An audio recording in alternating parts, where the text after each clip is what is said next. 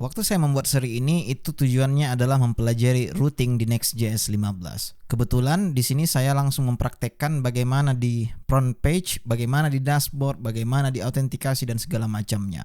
Dan itu semua saya menggunakan JustD. Jika Anda tidak tahu JustD, Anda tentu bisa lihat itu ada di JustD, getjustd.com, yang mana ini adalah set komponen dari React, ya. Artinya dia hanya bisa digunakan di React.js. Kebetulan karena ini mempelajari Next.js, jadi tidak ada salahnya waktu itu saya masukkan JustD di sini untuk membuat example saja bagaimana dia di dashboard, bagaimana di front page yaitu menggunakan navbar dan segala macamnya. Nah, ternyata dari seri ini banyak yang bertanya bagaimana jika seandainya hal itu diimplementasikan di Inertia.js.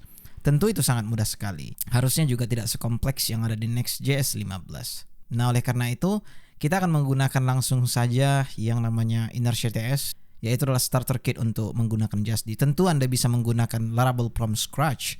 Namun, di sini sudah terkonfigurasi segala-galanya. Artinya, untuk resources JS-nya ini sudah menggunakan lowercase semua dan juga sudah terkonfig semuanya.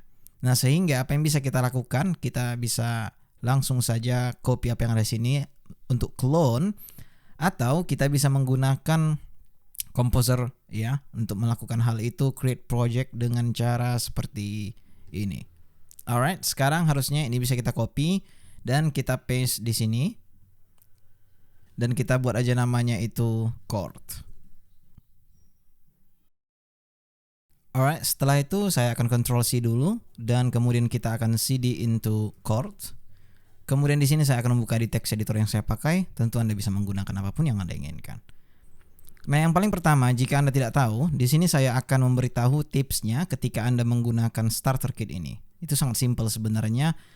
Kita hanya perlu membuat semacam, bukan membuat ya, tapi menghapus semacam yang tidak penting yang ada di sini. Terlebih lagi ketika seandainya kita ingin mengganti misalnya package manager-nya. Sehingga untuk itu kita tentu bisa memodifikasinya dengan cara menghapus yang ada di sini package log.json. Kita hapus. Kemudian sekarang kita lakukan ban i.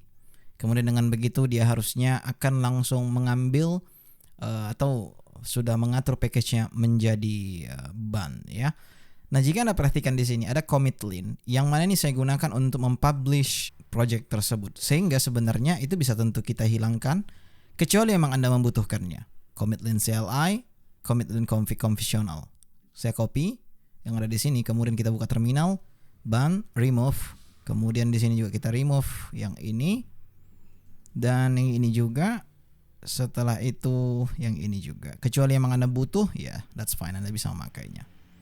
Alright, setelah itu harusnya sekarang mereka sudah akan menjadi default kembali di mana kita bisa menggunakannya, ya. Alright, yang paling pertama jika kita perhatikan sekarang di Firefox, ya.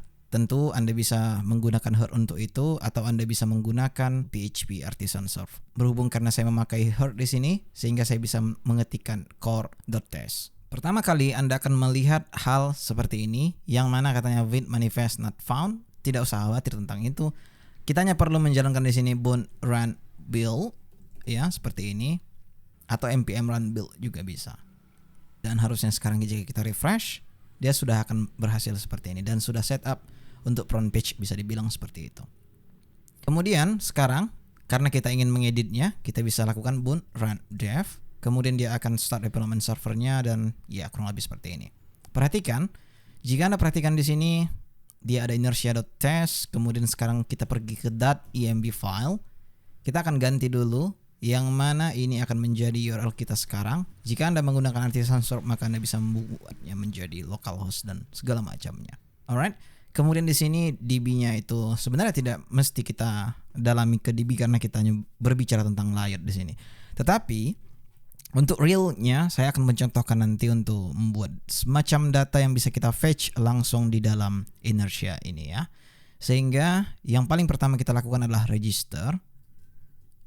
Kemudian sekarang kita sudah login dan kita jika Anda perhatikan di sini ada dashboard yang mana itu hanya menampilkan halaman yang Anda lihat sekarang ini. Kemudian jika kita pergi ke settings, ini adalah settings untuk usernya, much like ketika Anda menggunakan Laravel Breeze. Namun daripada Anda menggunakan komponen yang biasa, Anda di sini sudah set up menggunakan komponen dari JustD.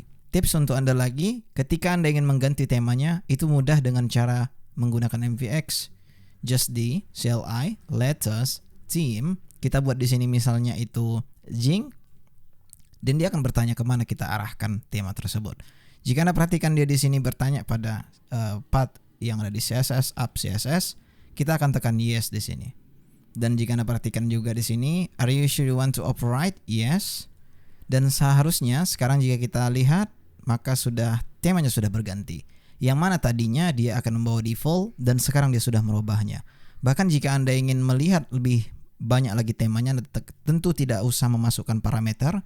Kemudian Anda lihat di sini, kita tekan aja yes di sini dan yes juga. Kemudian Anda bisa memilih di sini apa yang Anda inginkan. Entah itu rose, entah itu emerald, entah itu violet, amber, dan apapun yang Anda inginkan. Saya akan stick menggunakan Jing di sini karena ya ini bisa dibilang ini tema hitam putih lah bisa dibilang ya. Kemudian preference-nya sudah ready, ada dark, ada light, ada system.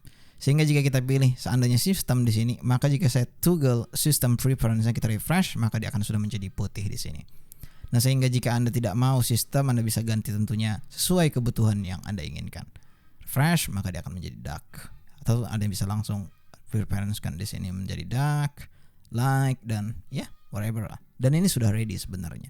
Dan jika Anda perhatikan ada di sini, itu terjadinya karena saya membuat link di sini untuk ke dokumentasi Laravel, komponen, dan juga colors yang ada di Justd. Sehingga jika Anda klik, maka dia harusnya langsung ke sana saja untuk memperlihatkan Anda color yang Anda butuhkan, seperti misalnya emerald, dan dia sudah multi format di sini. Anda bisa memilih apapun yang Anda inginkan.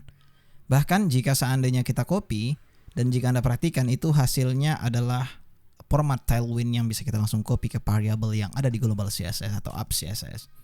Sehingga jika Anda tidak mau, tentu Anda bisa tekan toggle yang ada di sini. Kemudian jika kita copy lagi, maka dia akan sudah berformat seperti HSL yang mana seharusnya. Jika Anda lihat di sini ada Tailwind config juga, ya kan? Ini bisa digunakan di dalam tentunya di dalam Tailwind config.ts atau Tailwind config.cs-nya. Yang intinya konfigurasi dari Tailwind tersebut lah bisa Anda copy dan langsung gunakan. Nah, tapi untuk itu saya merekomendasikan Anda menggunakan hex saja daripada HSL, karena HSL ini biasa Anda gunakan untuk di dalam variable yang ada di app CSS. Seperti misalnya ingin mengganti warna-warna yang ada di sini. Entah itu like-nya, entah itu primary-nya, entah itu accent dan segala macamnya. Jadi Anda bisa copy HSL kemudian aktifkan. By default dia akan aktif harusnya jika Anda tidak toggle, ya. Alright. Setelah itu, apa yang bisa kita lakukan adalah cari dulu sedikit apa yang ada di navbar atau up navbar ini. Perhatikan, ada sudah di sini bawaannya kan. Maka ini kita hapus saja karena memang tidak penting untuk saat ini. Jadi jika kita refresh, kurang lebih seperti ini. Alright, dan jika misalnya kita log out dan kita login, saya juga ingin mengganti apa yang ada di navbar ini. Mengganti login-nya lebih tepatnya. Login menu ini kita akan ganti dia menjadi regular navbar seperti yang diimplementasikan di mana dia? Coba kita perhatikan dulu. Ya, kurang lebih yang diimplementasikan di sini lah. Pakai navbar item saja sudah cukup sepertinya. Sehingga ini akan saya ganti ya menjadi navbar item. Navbar flex ya. Dan ini menjadi navbar item dan ini juga menjadi navbar item. Kemudian ini kita cut, kemudian kita paste di sini. Setelah itu show arrow-nya hilangkan, placement-nya juga hilangkan, dan ini juga hilangkan. Hanya tinggal seperti ini saja. Dan sekarang kita refresh, kurang lebih seperti ini yang kita dapatkan. Ada login dan register.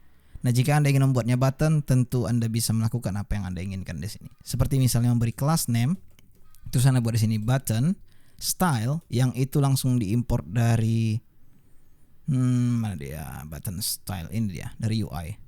Alright, sekarang kita refresh, harusnya dia sudah menjadi button, ya.